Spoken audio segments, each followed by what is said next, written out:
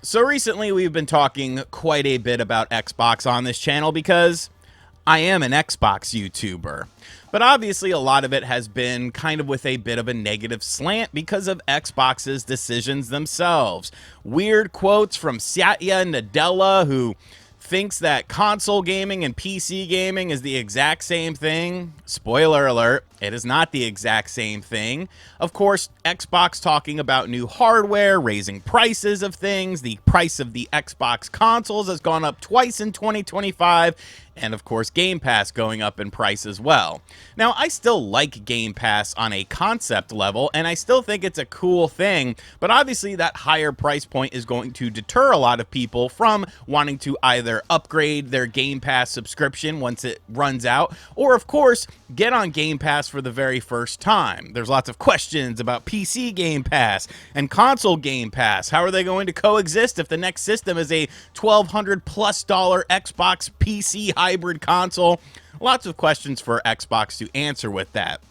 But today's story is actually involving Game Pass, and it's not involving the price of it or anything like that, but a very curious decision. And upon first inspection, I wasn't really blown away by this story, but the more I kind of looked into it, the more disgruntled I kind of got over this story, because I feel like, optically speaking, it's just something that is a problem, and then when you kind of take a step back and look at the bigger picture, it becomes an even larger problem. So that's what we're going to talk about in today's video. First time on the channel, be sure to hit that subscribe button. Of course, with Game Pass, you don't own the games. The games are not yours forever. As long as they are a part of Xbox Game Pass, you can access those games. But if those games get delisted off of Xbox Game Pass, if you want to play that game, you have to purchase that game. Even if you've already downloaded it off of Game Pass, your license to access that game is null and void if the game leaves Game Pass. Something that I don't think a lot of people fully realize. I think a lot of people out there think, oh, well, if I've downloaded the game off of Game Pass, it's on my Xbox. So even if it goes away, that's not a big problem. Well, it is. And the game we're talking about today is Stalker 2 for Xbox. Now, Stalker 2 released last November for the Xbox family of systems and is now being delisted less than 1 year later. On November 16th of this year, so roughly 2 weeks, Stalker 2 will be removed from Xbox Game Pass. And upon first inspection, you can always say stuff like, well, if you wanted to play Stalker 2, you've probably already played it by now. No big deal or anything like that. But I think you got to go a little bit deeper into this, because Stalker 2 was originally announced as coming to Xbox Game Pass in 2021. Now, obviously, we have to give the developers of Stalker 2 some leeway, as they are based out of the Ukraine, and there was real-world situations going on with that. I completely understand that, and, I get that it makes things harder when you're talking about making a game. I get that. But still, this was, talked about in 2021 at an Xbox showcase, the Xbox and Bethesda showcase, and that is where we first learned about the game coming to Xbox Game Pass. But then it took, over 3 years for it to actually come to Game Pass, and then it stays on Game Pass for a year, and then it's removed. Now, I don't know about you, but that doesn't sound exactly ideal. I think if a game is announced and then it takes 3 years for it to come to the service, maybe you should at least let it marinate for like 2 years on the service. And I know what you're saying. Well, RGT, like I said before, if you wanted to play Stalker 2 on Game Pass, you could have already played it already.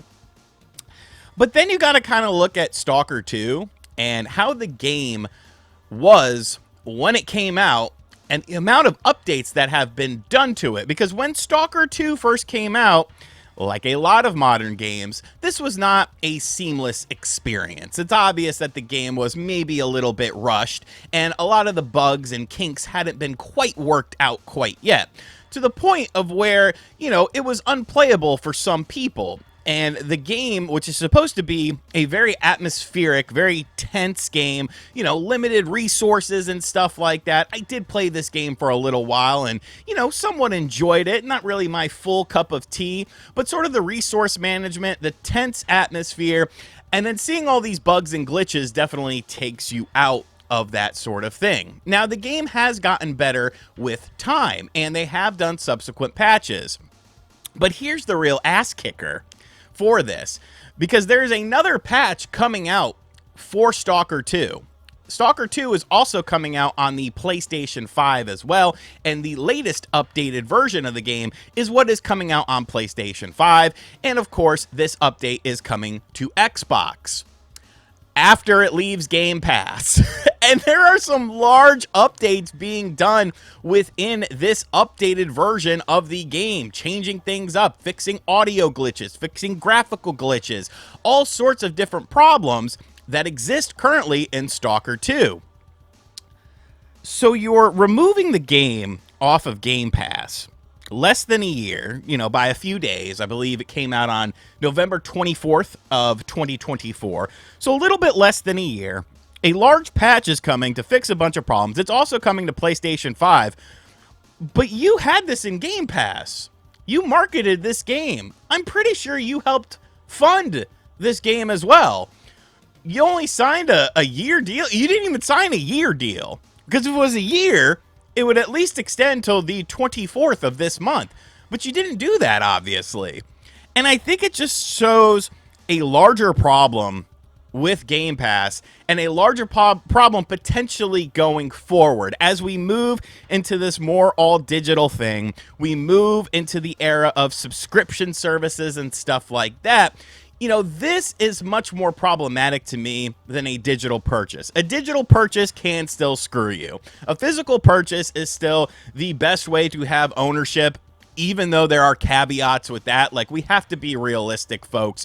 We are not at the age anymore where you just pop in a game and what you get is what you get. If it's greatness, it's greatness. If it's not greatness, it stinks. Now, developers constantly can update things and update changes and do this and do that and really make a game look completely different from when it first launched. It's good in some instances because it allows, smaller developers to get projects out there and then iron out some of the bigger details as it goes along. And then you get games that end up being really timeless. But there is that whole early buyer's remorse towards a situation because so many games come out broken, buggy, and glitchy initially, and then you have to wait in order just to play the game. But if you're only getting your Xbox and using Game Pass, now you're kind of being forced to where if you didn't finish this game and you planned on revisiting it, now you have to buy it. And I get it. Buying the game isn't the worst thing in the world, but the timing of this situation, the optics of the situation, and how Microsoft constantly tells you how great Game Pass is without telling you sort of the downsides and the drawbacks to it, I think it's a larger conversation that needs to be had with stuff like this. You just raised the price of Game Pass to $30 for the premium experience, the premium price point. Why are games leaving? You can't renegotiate a contract? Didn't you help fund this game? You put this game out front and center on a presentation that you did back in 2021, and you didn't think to yourself, oh, well, we should probably sign this contract for a little bit longer. Less than 1 year contracts? Does that really make all of the games that you're constantly putting into Game Pass all that attractive? Because you got to remember, folks, we are the niche audience nowadays. We are the outliers. We are the weirdos, the ones that constantly play video games, the people that beat double-digit games in a year. We're not the normal people. Normal people only play a couple of games during a year, if that, which is probably why Game Pass hasn't exactly lit the world on fire, because you have so many games that are available in there. It's like, where do you start? What do you do? But I think that if you're pushing Game Pass so strong, you're raising the price of Game Pass, you can't have little faux pas like this. You can't have little hiccups, little missteps like this, because to some people, this was a very highly anticipated game.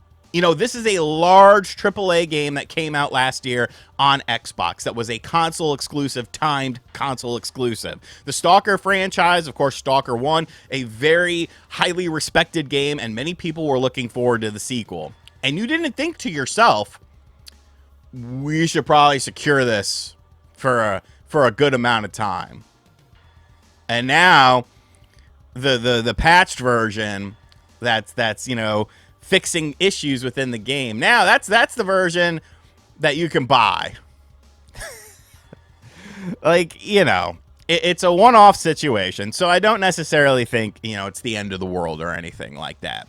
But I do think from an optics perspective, it's not the best look for something like Game Pass. And I think on a larger scale, it kind of goes to show you that maybe you shouldn't rely on Game Pass for your games if they could be taken from you on a whim. You know, we don't know how long these deals are in place. We don't know when we download this game how long I have access to this game. How long do I have to beat this game before you take it away from me? That's not clearly given. And I think maybe that needs to be done in future releases for Game Pass, so that way consumers know, hey, you can only play this. This is your time frame. You know, a year seems like a long time. When you get to be an adult, it goes by in an instant. But you have 1 year to play this game, and then it will be removed from Game Pass. We need to know these things before I think the games come out. But I don't know. This is just my thoughts on the situation. Something I thought was very interesting, especially when you consider that I think a lot of people think that once you download a game off of Game Pass, you have that game forever. But that's not the case. The license is removed, and then you cannot access that game unless you purchase it, which kind of is a little bit of a double dip in my opinion. But let me know what you think of this in the comments section down below. Do you think this is a big deal? Do you think it's not a big deal? Do you think that this is a bad look for Game Pass, all things considered, that what is happening right now with Xbox? And as always, guys, thank you for checking out this video. Like I said at the start, if you're new to the channel, be sure to hit that subscribe button. Be sure to like, comment, and share. Hit that bell as well. And as always, I'll catch you guys on the next video. Later.